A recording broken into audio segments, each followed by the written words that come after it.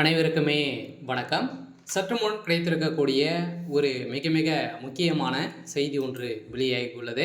சற்று முன் கரூரில் செந்தில் பாலாஜி விரட்டி அடிப்பு, நேரடி காட்சி, இது மாதிரி பார்த்தீங்கன்னா செய்திகள் வெளியாயிருக்கு.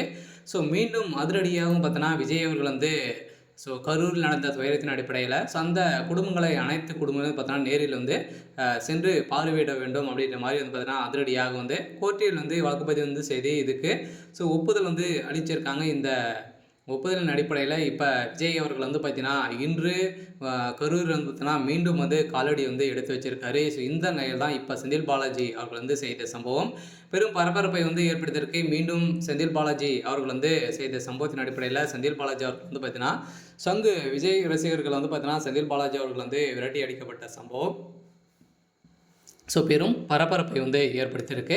இதை பற்றி இந்த வீடியோவில் நம்ம முழுமையாக பார்க்கலாம். அதுக்கு முன்னாடி நம்ம சேனலுக்கு இப்போ தான் நீங்கள் முதல் முறையாக வந்திருக்கீங்க அப்படின்னா மறக்காமல் நம்மளுடைய சேனலை சப்ஸ்கிரைப் பண்ணி சப்போர்ட் பண்ணுங்கள். வாங்க வீடியோக்குள்ளே போகலாம்.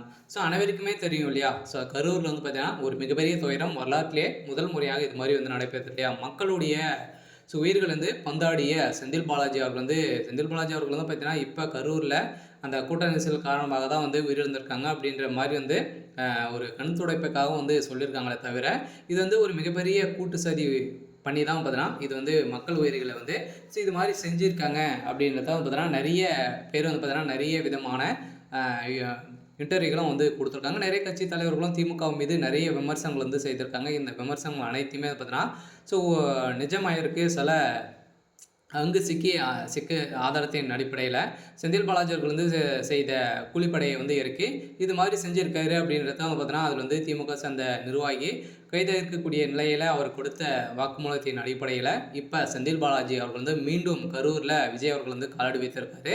இந்த நிலையில் அதிரடியாக மீண்டும் செந்தில் பாலாஜி அவர்கள் அங்கு வந்திருக்கக்கூடிய நிலையில் செந்தில் பாலாஜி அவர்களுக்கு கருப்பு கொடி காட்டி அவருடைய கார் கண்ணாடியும் உடைக்கப்பட்டதாக இப்போ இன்று காலை ஒரு பரபரப்பை கிளப்பிருக்கு.